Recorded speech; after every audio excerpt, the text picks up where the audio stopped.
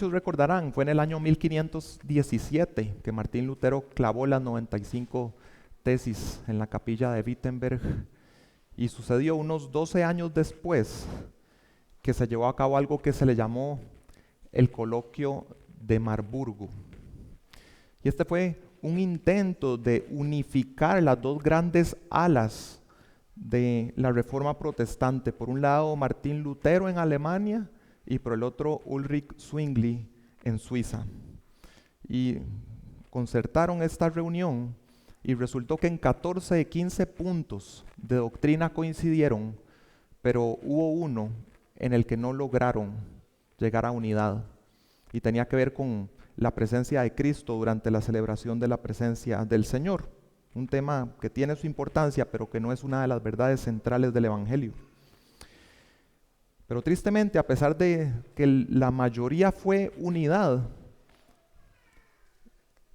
al cierre de este tiempo, Martín Lutero ni siquiera quiso estrecharle la mano a Zwingli.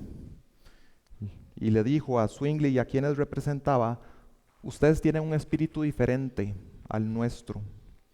Más adelante en algún escrito, también Lutero dijo que Zwingli estaba pervertido.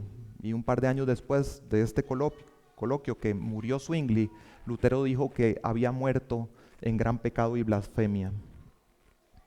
Y esta actitud separatista en cosas que no son esenciales, nosotros debemos reconocerlo dentro de nuestro movimiento protestante, en sus raíces. Bueno, lo separatista cuando es defendiendo el Evangelio, y por eso tenemos que conservar puro el Evangelio y luchar con todo, pero por otro lado en cosas no esenciales, tristemente se aplica el mismo criterio y tenemos un resquebrajamiento, unas grietas dentro del movimiento protestante que al día de hoy se mantienen.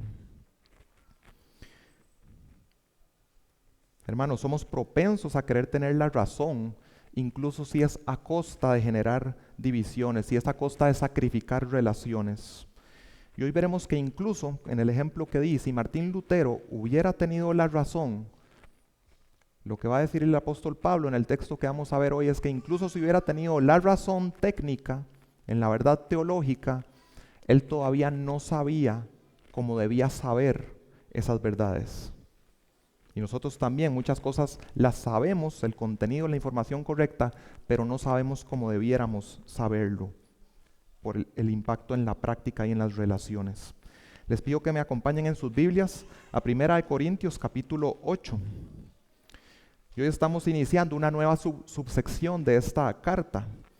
Ya estamos desde el inicio del capítulo 7 en la parte de la carta que tiene que ver con ciertas consultas que le enviaron al apóstol Pablo y él empieza a responderlas. Dentro de esas consultas hoy pasamos a una nueva, a lo que le llama el tema de lo sacrificado a los ídolos, que abarca de los capítulos 8 al 10.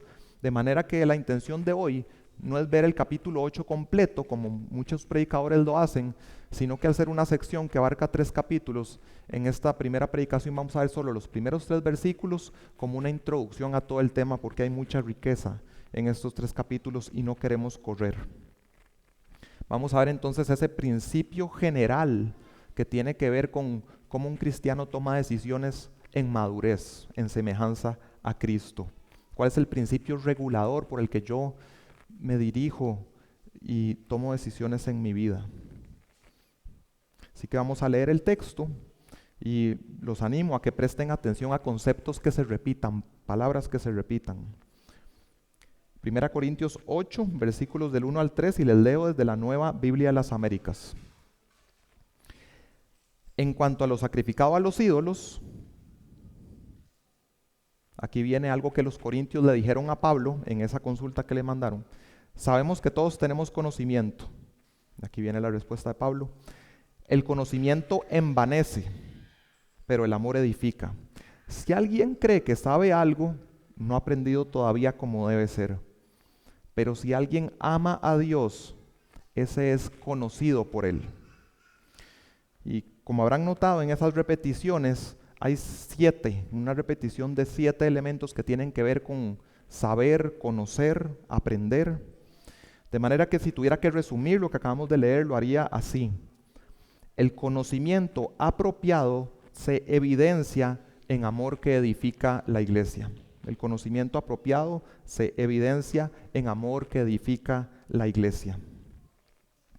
Y como iglesia entendemos bien, y como Pablo le escribió a Timoteo, la iglesia es y debe mantenerse como columna y sostén de la verdad. Ese contenido doctrinal, la esencia del evangelio que debe mantenerse siempre pura.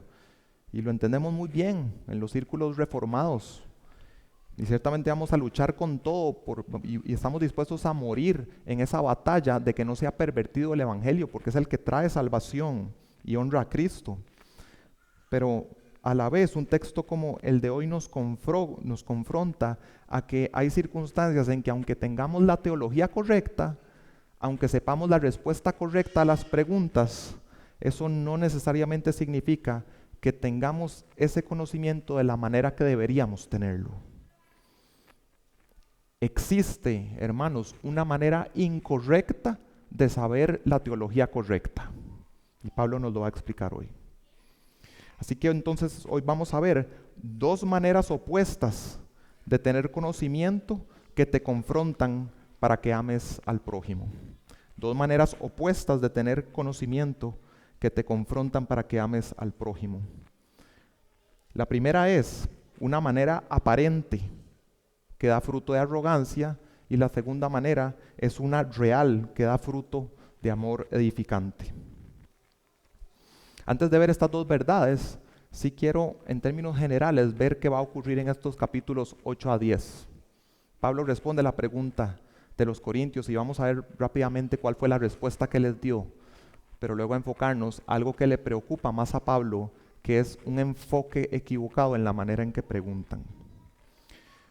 Entonces, cuando en el versículo 1 Pablo dice en cuanto a lo sacrificado a los ídolos, resulta que en la ciudad de Corinto era muy común que hubiera templos paganos. Y dentro de la liturgia que hacían ahí a los falsos dioses, había un sacrificio de carne a los ídolos. De manera que la prioridad de esa carne era para los que oficiaban, por decir así, a los clérigos. Luego había una parte que era para los adoradores del dios falso. Y luego quedaba un excedente que entonces lo mandaban a la carnicería. Eso iba para el mercado.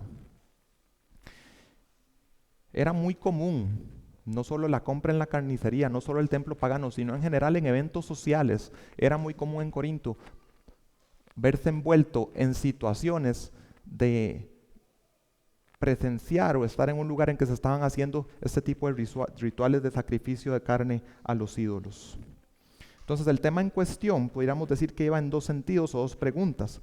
Una es, ¿pueden los cristianos comer de esta carne sacrificada a los ídolos dentro del templo pagano? Esa es la primera pregunta.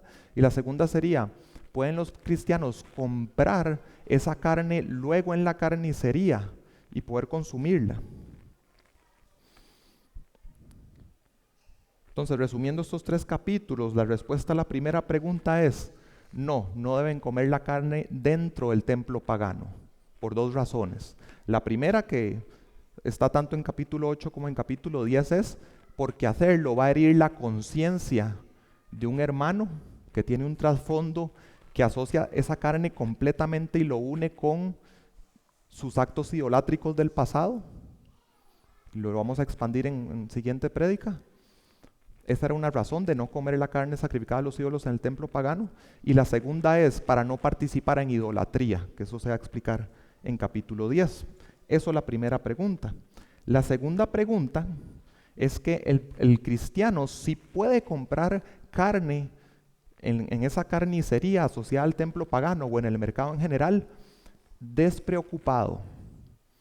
Ni tiene que preguntar de dónde proviene la carne. Puede estar tranquilo.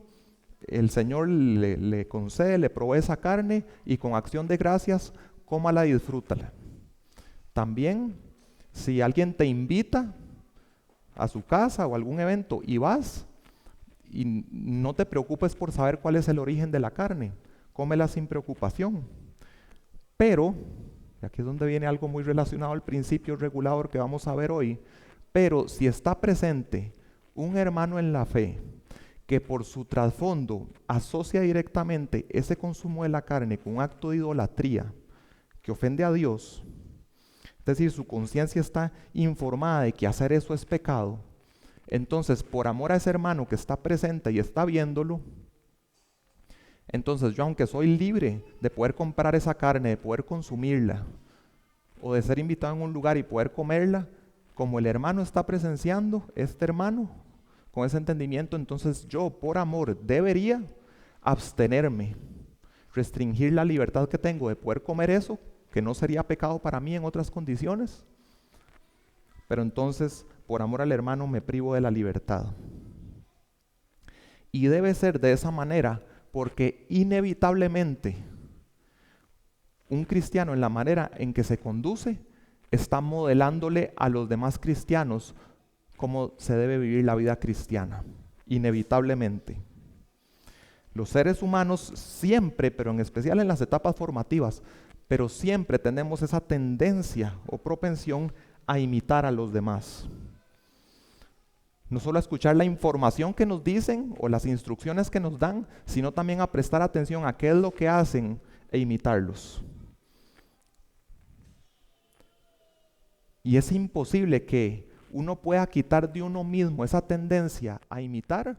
También es imposible que uno pretenda quitársela a otros. Simplemente como seres humanos así somos. Tenemos esa tendencia y no podemos quitárnosla de encima.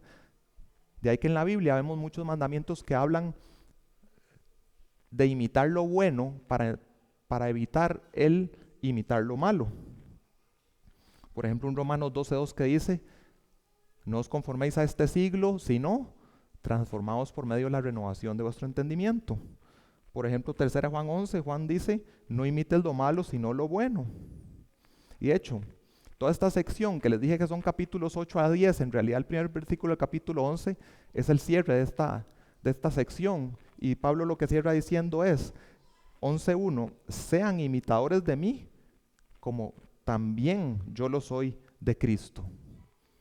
¿Y en qué es que los corintios deben imitar a Pablo? En lo que va a expandir en capítulo 9, en que Pablo les muestra cómo él, de ciertos privilegios que podría disfrutar, libertades, derechos, como apóstol, él se priva de ejercerlos.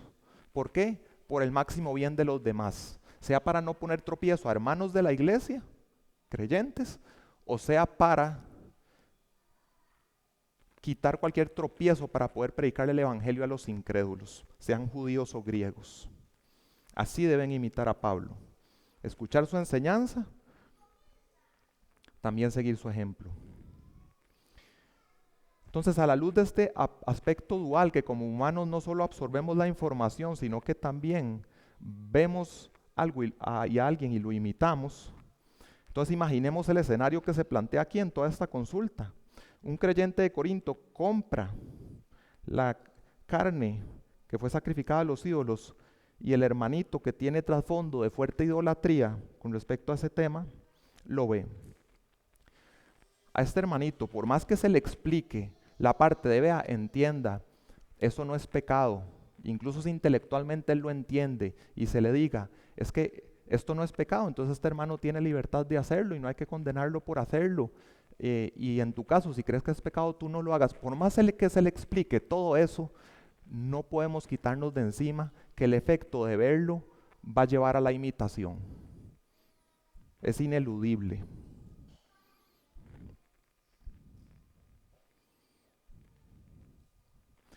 Ver a otros cristianos haciendo ciertas cosas siempre nos va a estimular a hacer lo mismo en algún nivel, aunque intelectualmente tengamos la total claridad de que no. Entonces el efecto neto ante este hermanito es que al final el efecto neto lo que absorbe este hermano es la comprensión de que aunque yo comprenda y tenga una convicción correcta o incorrecta de que algo es pecado, igual existen circunstancias en que yo, aunque yo sienta que algo es pecado, puede que sea bueno que yo lo haga, o puede que no esté mal que yo lo haga. Al final eso es lo que absorbe, pero eso le causa un gran daño, porque entonces, hermano, está siendo entrenado ¿a qué? A ignorar su conciencia. Y no es bueno que un cristiano sea formado de una manera en que se acostumbre a ignorar su conciencia. A producir este tipo de estímulos en los hermanos, Pablo le llama de diferentes maneras en este pasaje. Ahí pueden seguirme. En 8:9 le llama ser piedra de tropiezo para el débil. En el verso 11 le llama arruinar. No, la palabra es destruir, pero habla de arruinar al hermano que es débil. Y en el verso 12 dice, y así al pecar contra los hermanos y herir su conciencia, cuando ésta es débil, pecan contra Cristo. Y ahí es donde está la paradoja. Temas que no son tan sencillos en la vida cristiana. En medio de que tú hagas algo que estás seguro que no es pecado y la realidad técnica en la Biblia es que no es pecado, puede suceder que en cierto contexto sí sea pecado para ti hacerlo. Pecar, incluso pecar contra Cristo, contra el hermano y contra Cristo. ¿Y de qué depende ese contexto de que hacer esto sea pecado o no? Lo que está ocurriendo en el interior de otra persona. Se complican las cosas, pero así son. Y en una cultura que enfatiza sacarle el máximo provecho individual, egoísta, a mis libertades, a reclamar mis derechos, podemos imaginarnos cuál es la pregunta que va a surgir en una situación así. Y de hecho Pablo la anticipa y la hace en capítulo 10, versículo 29 y 30. ¿Qué se les ocurre que va a preguntar la persona que tiene en alto la libertad y ocurre esto?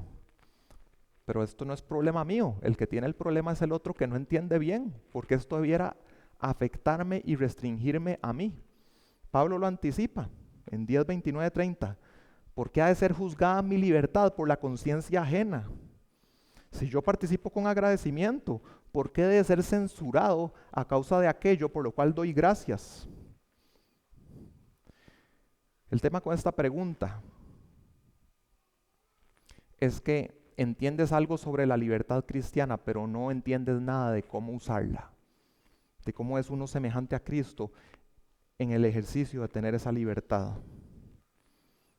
Así que la respuesta a esta pregunta la vemos en las dos maneras opuestas de tener conocimiento que te confrontan para que ames al prójimo, que es lo que tenemos en el bosquejo. Entonces vamos ahora sí a ver la primera, que es la manera aparente que da fruto de arrogancia.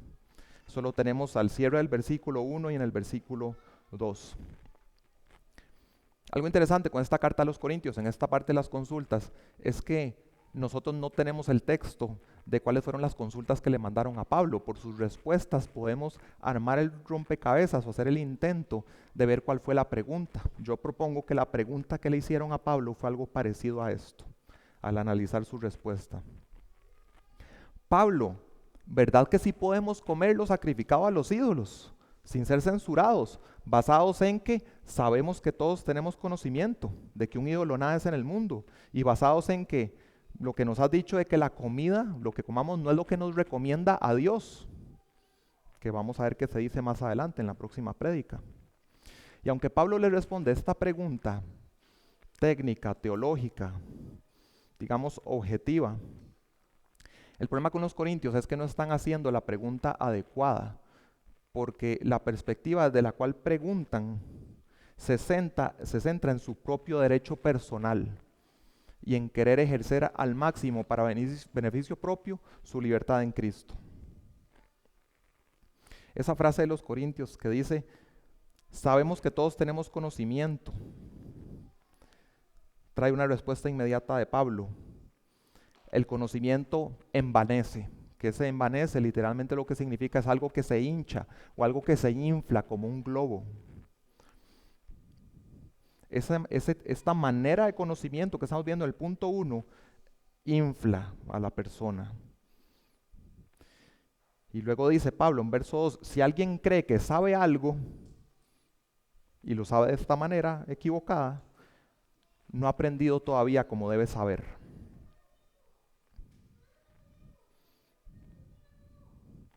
Y estos corintios, en lo que entendían, podían armar un argumento teológico sofisticado que tiene sentido en la lógica y los hace sentirse libres, tienen una completa convicción de que lo que van a hacer es lo correcto y de acuerdo a la verdad, se consideran sabios en su propia opinión de cómo aplicar esa verdad en su caso.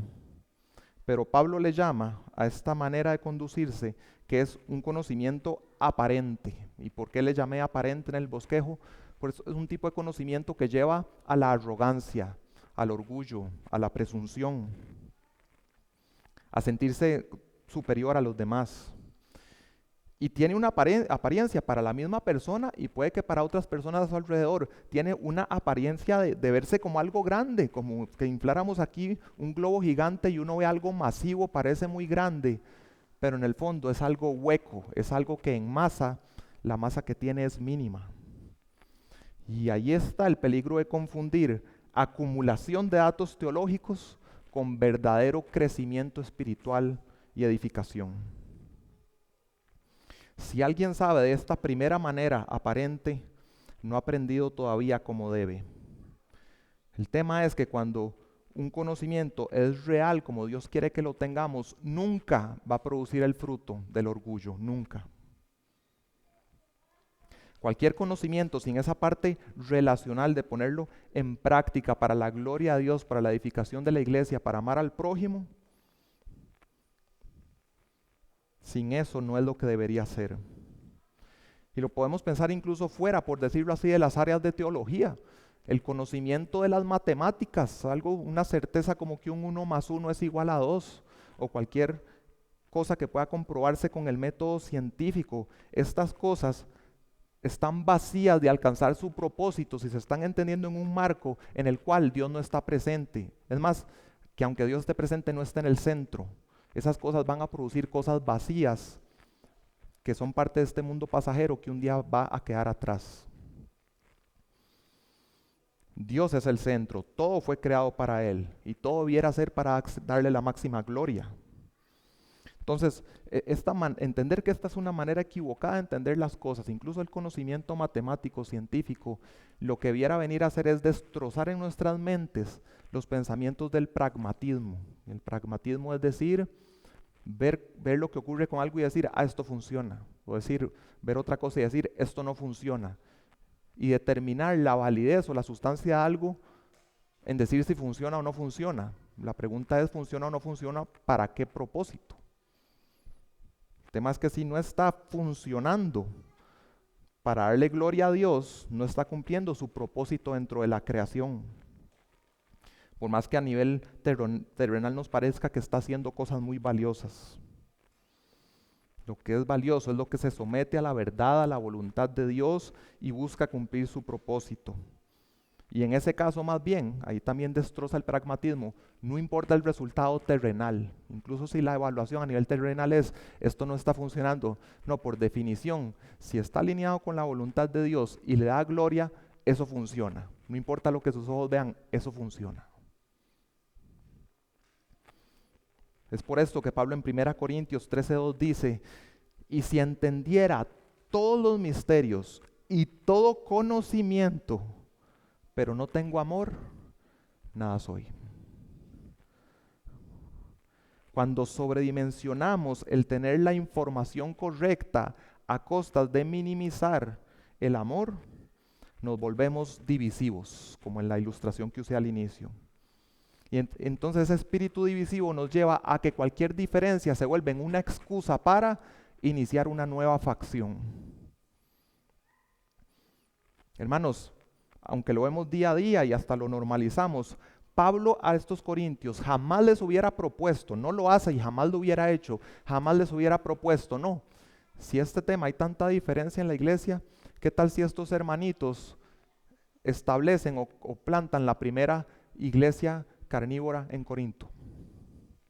Jamás hubiera sido eso lo que propone Pablo. Él va a llamar a la unidad, porque esto debilitaría a la iglesia y estas personas se necesitan mutuamente para crecer. Hasta el que se considera fuerte debiera ver diferente que necesita al débil. Y tendemos a justificar el espíritu de separación de las facciones, de lo divisivo, y le ponemos un nombre bonito como pureza doctrinal. Hermanos, para las verdades centrales del Evangelio, estamos dispuestos a la separación. Y eso se trató la reforma, que la reforma lo que quería era reformar, no separarse, pero donde no se logró regresar al Evangelio, tuvo que darse la división. Pero en cosas que no son centrales en el Evangelio, no debiéramos tener el espíritu orgulloso y separatista que tenemos, de abandonar una membresía por un tema secundario y terciario. Y cuando lo hago me inflo de orgullo. Ahora establecí una iglesia más sana. Ya eso es como una jerarquía, que hay iglesias sanas, menos sanas, y yo estoy más arriba. Es verdad que eso existe, iglesias más sanas, menos sanas. El problema es el corazón orgulloso de la persona que se visualiza sabio en su propia opinión y superior a los demás. Creo que la otra semana, que aunque ya expliqué en general lo que vamos a ver en capítulo 8, lo dejé por aparte para ver más temas de práctica, de aplicación. Podemos hablar de eso, de cómo una salida de una iglesia, cómo un tema de una diferencia puede manejarse de una manera que honra a Dios, que aplica los principios que estamos viendo hoy, no pensando solamente en mí mismo. Entonces estoy pensando cómo va a afectar esto a los hermanitos que me ven tomar esa decisión. Hermanos, la gran fragmentación que tiene la iglesia protestante es una evidencia de nuestra inmadurez espiritual. Y nos podemos autoengañar creyendo que es que somos los del linaje puro, los que sí saben cómo se hace todo de la manera correcta. Por supuesto que lo que hacemos, lo hacemos de esa manera porque entendemos que es la mejor manera. Pero no podemos creer en un orgullo doctrinal, creer que tenemos todas las respuestas correctas en todo. Es un autoengaño que nos hace ciegos a nuestro propio pecado. Podemos tener orgullo calvinista, podemos tener orgullo continuista, orgullo complementarianista, orgullo en el gobierno de presbiterio, orgullo porque tenemos el mejor entendimiento de las últimas cosas o el mejor entendimiento del bautismo, de la cena del Señor. Temas que son importantes, pero que no debieran dividir al cuerpo de Cristo, que está unido. Aunque algunas o todas esas posturas fueran correctas, si el fruto en tu corazón con un hermano que cree diferente es el orgullo, no sabes esa doctrina como debieras saberla todavía. Es lo que te dice Pablo hoy. Y me gustaría verlos todos, pero el calvinista, si realmente entiende, por ejemplo, la elección incondicional, el fruto que va a poner eso en el corazón es una completa humildad, porque no dependió de mí, fue solo la gracia del Señor. El continuista, el fruto que debiera producir en el corazón, el entendimiento de los dones es: quiero servir a los demás con esos dones que entiendo que están vigentes. Quiero disponerme a amar, incluso a los que creen diferente. Y si tuviera la postura correcta en las últimas cosas, eso, o de los últimos tiempos, eso a lo que debiera moverme es a un celo de amor al prójimo, de evangelismo, de aprovechar el tiempo antes del regreso del Señor, de ataviarme en vida piadosa para su venida, en apoyar misiones. Pero tristemente, hermanos, y viendo esta primera verdad que es la negativa, entonces nos examinamos, hermanos, muchas veces tristemente no somos así. Y como dice Proverbios 16:18, sabiamente, delante de la destrucción va el orgullo, y delante de la caída, la arrogancia de espíritu. Es un camino que lleva a la caída, a la división de matrimonios, división de familias, división de amistades, división de iglesias locales, división de denominaciones. Un debilitamiento del testimonio de la iglesia ante el mundo y un tropiezo para el evangelismo. Entonces, hermanos, reconocer este efecto y fruto destructivo de esta manera incorrecta de saber, debiera movernos nos da un hambre es la manera correcta. Y por eso entonces pasamos a la segunda de estas dos maneras opuestas de tener conocimiento que te confrontan para que ames al prójimo. Y esa manera correcta es la manera que llamé real, la que da fruto de amor edificante, que lo vemos en la segunda parte del versículo 1 y versículo 3. Ahí al cierre del versículo 1, Pablo hace un contraste. El conocimiento envanece, pero el amor edifica. Si a simple vista tomáramos solo esto, pareciera que el contraste es: el conocimiento es malo, me va a envanecer, Lo que necesito es solamente el amor. Pero cuando expandimos a los versículos 2 y 3, queda claro que no ese es el contraste. Existe una manera de conocer que es buena, que incluso Dios conoce y produce un buen fruto, como explica en el versículo 3. Dios te conoce y eso se evidenció en un sacrificio de amor edificante. Aunque tú eres el débil en una relación de pacto con Dios, pero Él por amor te incorporó a la iglesia y te está haciendo crecer en Cristo. En el verso 3 explícitamente lo que dice es, pero si alguien ama a Dios, ese es conocido por Él.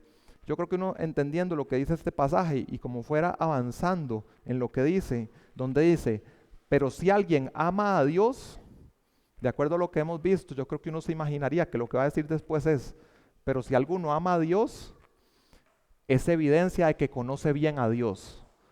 Pero no es lo que dice Pablo. Dice, pero si alguien ama a Dios, ese es conocido por Él. Habla de la iniciativa de Dios por conocer, por amar, por condescender a los pecadores insignificantes para extender su gracia. Vemos una frase parecida en Gálatas 4, cuando está hablando Pablo del contexto del amor que Dios nos ha tenido para adoptarnos en su familia, de la salvación que es por gracia, solamente por la fe en Jesucristo y su obra. En Gálatas 4:9 dice, ahora que conocen a Dios, o más bien, que son conocidos por Dios. En el texto que vimos hoy es como que hubiera dicho que ustedes conocen a Dios, pero lo borró y puso no, que son conocidos por Dios. En Gálatas lo puso todo, por decirlo así, sin borrarlo. Ahora que conocen a Dios, o más bien, hay que decir bien las cosas en orden, que son conocidos por Dios.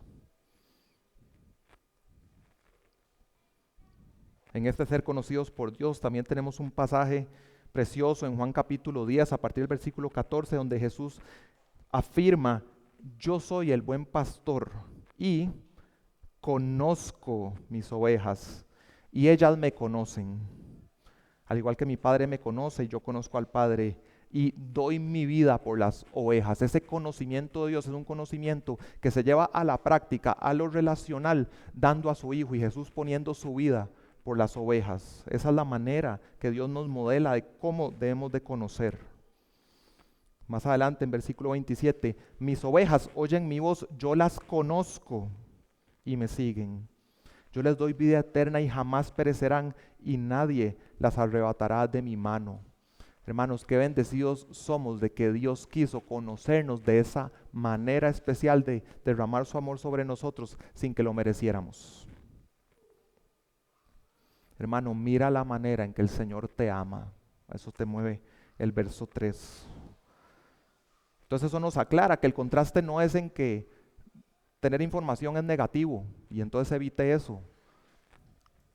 No. Queda claro que el contraste realmente es entre dos maneras de tener conocimiento y que una da un fruto egoísta y el otro da un fruto de amor edificante como lo tenemos plasmado en el bosquejo.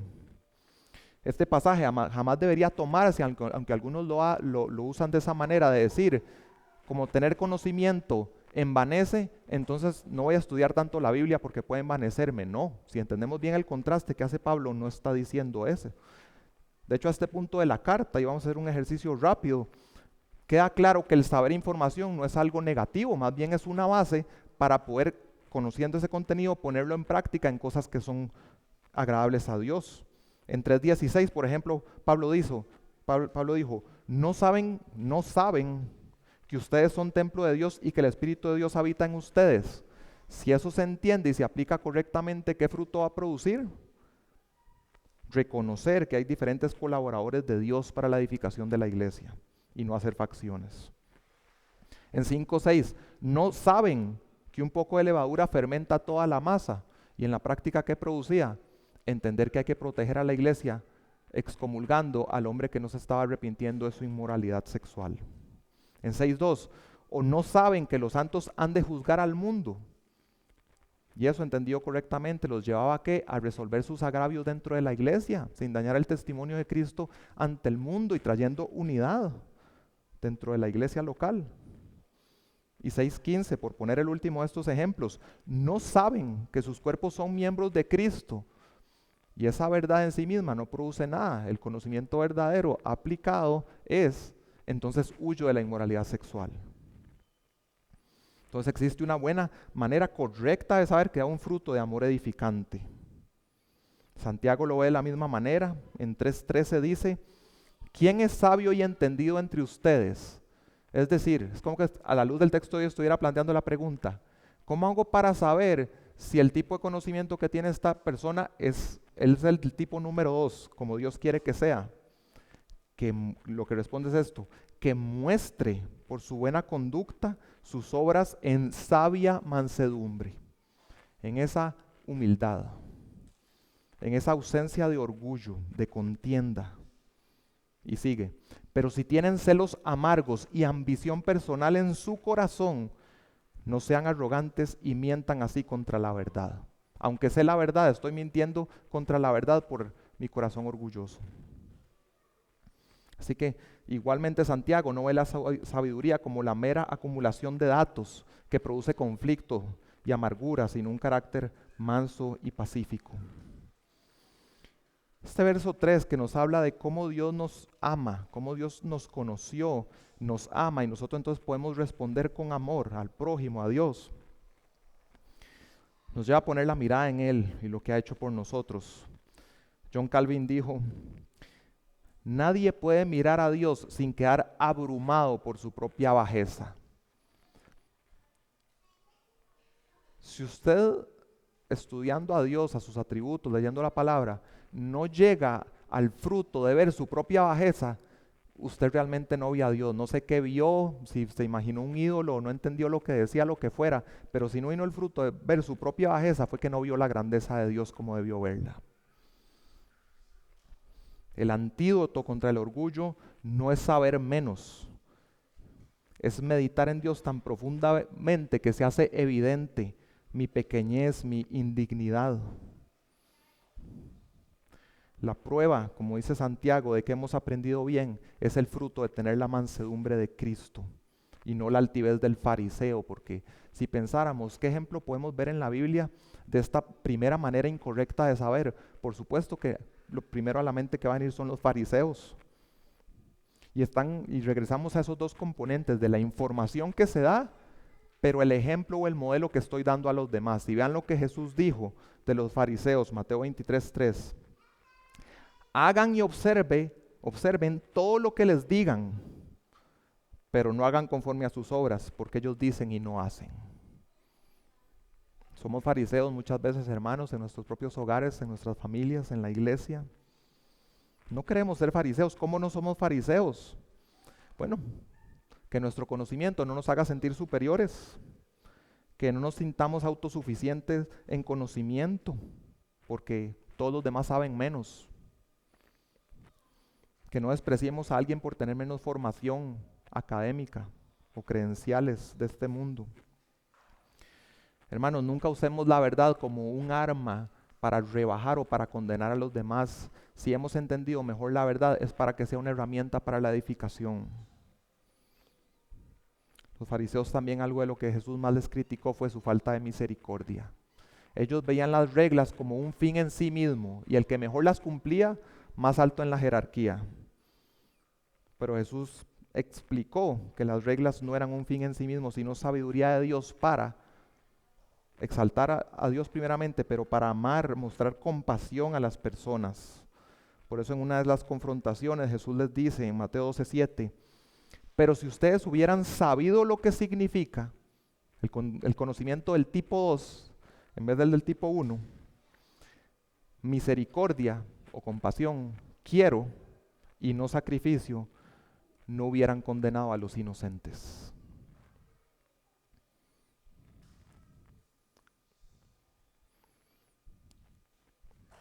La falta de enfoque hacia las personas y entonces ir al extremo de enfocarnos estrictamente en doctrina convierte a las almas de las personas en un objeto de debate y no en seres humanos, almas reales alrededor tuyo que sufren en el mundo caído, que necesitan redención, que necesitan ver a Cristo en sus vidas y crecer. Pero para el que se enfoca en doctrina es nada más un caso por resolver y dar un criterio correcto. Si el Señor te ha dado más conocimiento, que sea para servir más. Como nuestro Señor, Marcos 10:43, cualquiera de ustedes que desee llegar a ser grande, será su servidor. Y cualquiera de ustedes que desea ser el primero, será siervo de todos. Porque ni aun el Hijo del Hombre vino para ser servido, sino para servir y para dar su vida en rescate por muchos.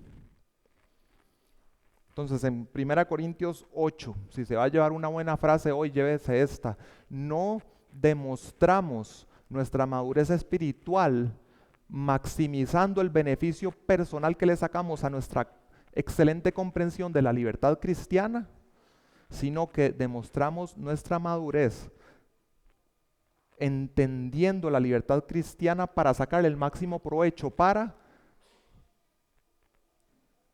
privarme hasta donde pueda esa libertad por el bienestar del otro, sea un no creyente o sea un creyente. Por ejemplo, la semana pasada hablamos de los beneficios de una vida de soltería, de más disposición de tiempos, de recursos y otras cosas, y el llamado que les hice fue: si alguien está en el camino de la soltería, que ese beneficio no se quede solo para ti, aprovéchalo para el bienestar de los demás. Igual, en un texto como el de hoy, la idea es la libertad que has comprendido por la gracia de Dios, que tienes en Cristo, que puedes elegir diferentes caminos en ciertas situaciones, que Dios extiende libertad. No utilices esa libertad nada más para tu mismo provecho. Busca la manera de maximizar los límites de a donde puedes ir para amar a los demás, para servirles, siguiendo el ejemplo de Pablo. Y es este componente relacional de toma de decisiones el que nos incomoda y nos reta. Tendemos a preferir las reglas definidas,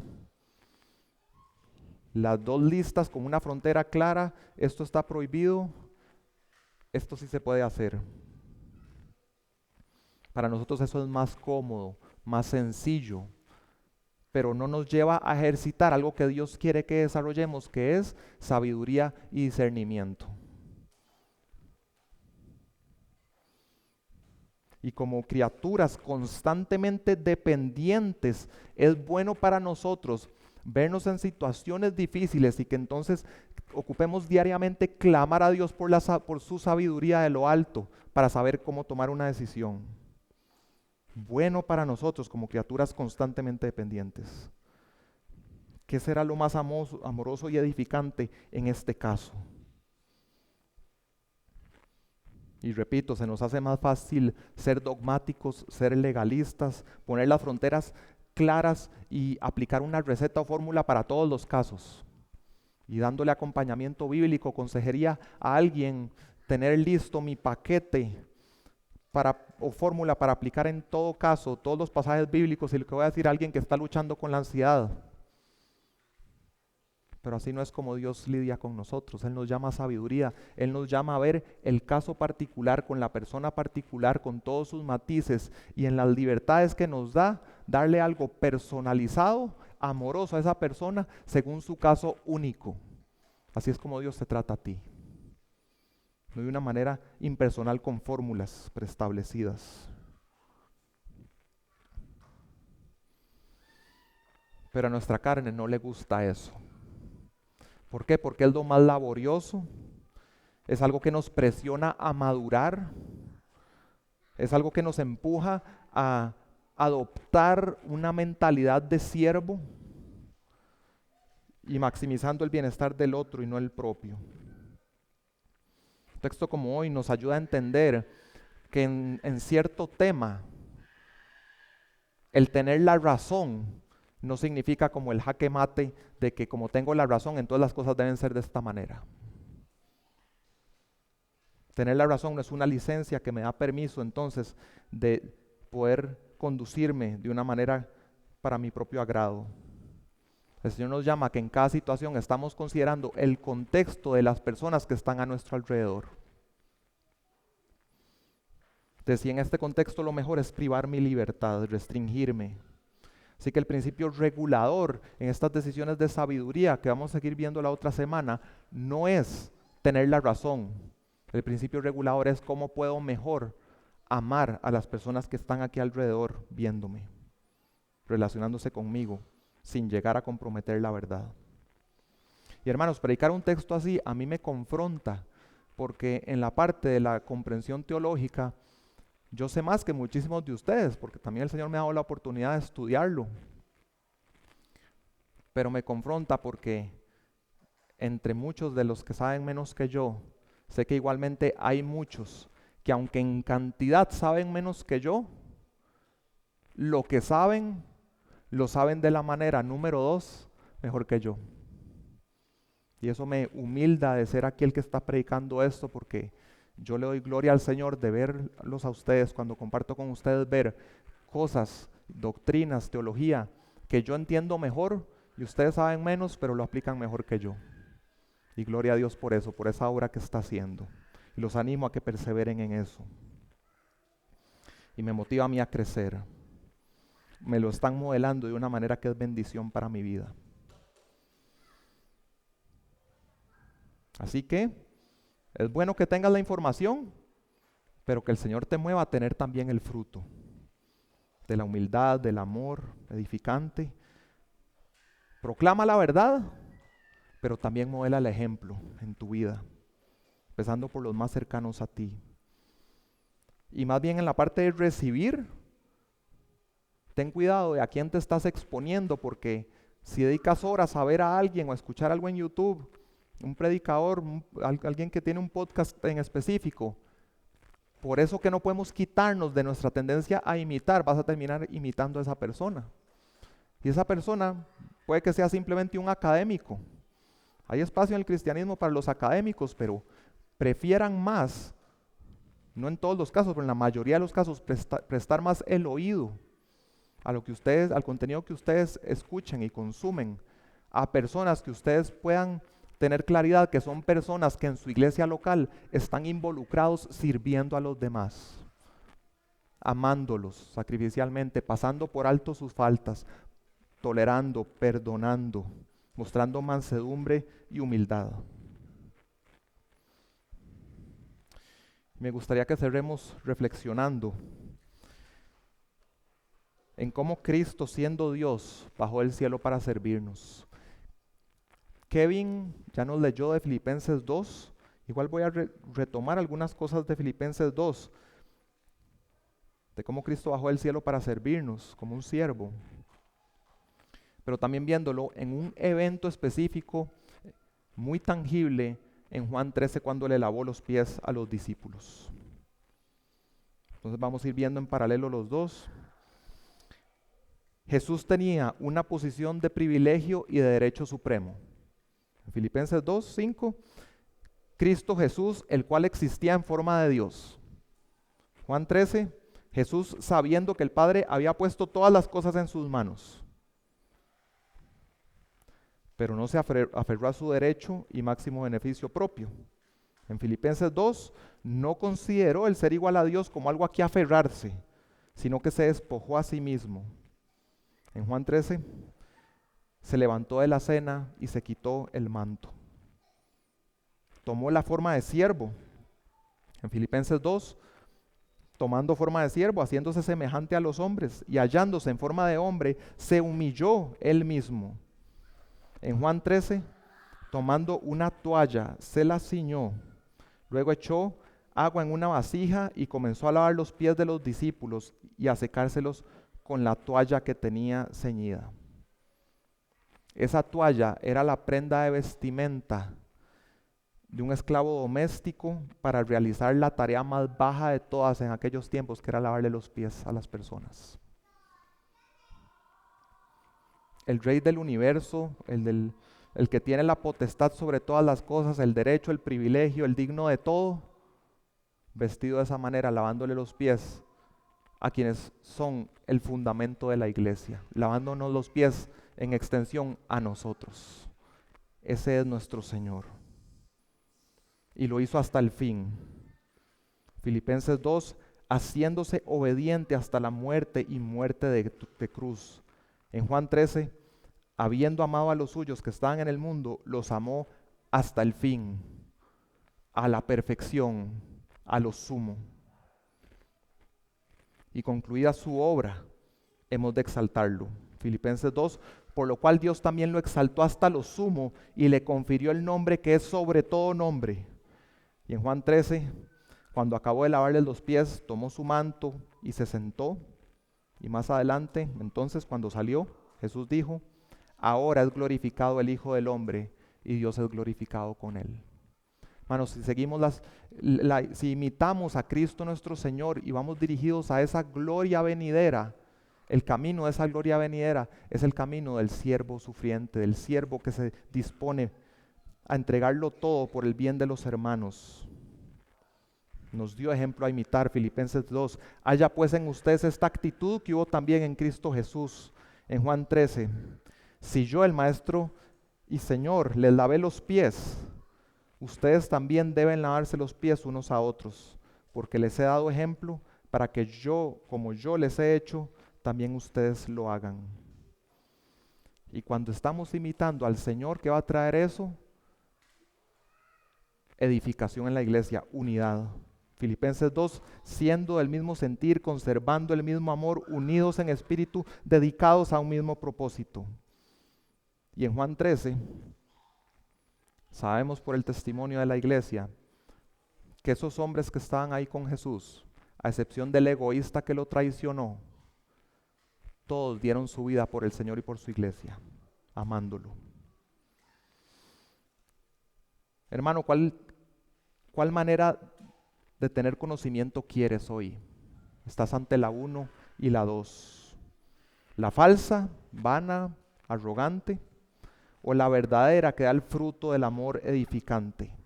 Y nuevamente le doy gloria a Dios por lo que veo en la iglesia de esa manera número 2, en muchos que son un modelo para mí, para yo también vivir cosas que ahorita son un entendimiento para mí que no baja todavía al corazón porque estoy creciendo y por mi pecado. Pero todavía nos falta. Hoy la confrontación de este texto nos muestra también que Dios nos extiende su gracia y nos está llamando a responder a la manera que Él nos conoció, la manera que Él nos ama constantemente. Y la respuesta correcta es, hermanos, si el Espíritu te está dando convicción de pecado, de orgullo, en el área que sea, arrepiéntete en este momento.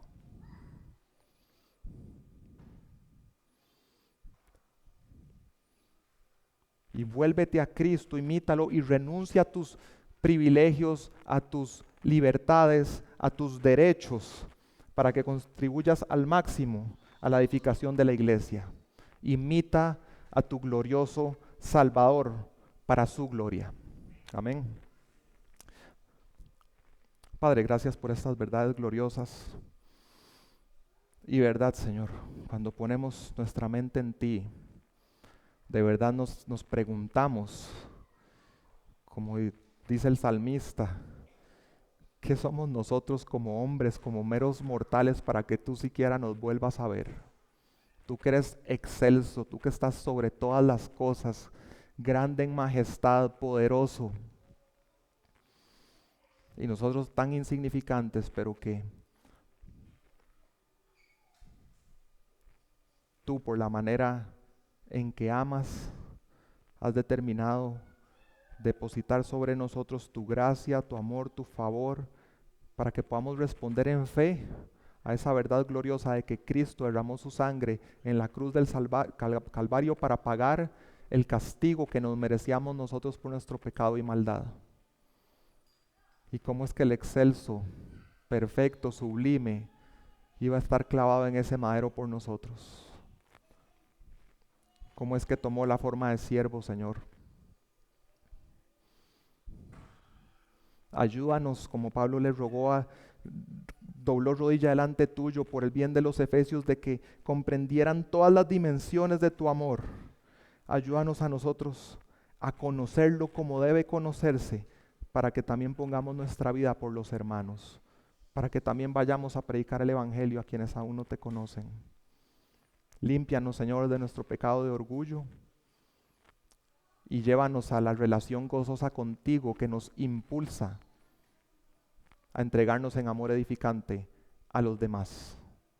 Solamente posible por tu obra de gracia en nosotros. En el nombre de Cristo. Amén.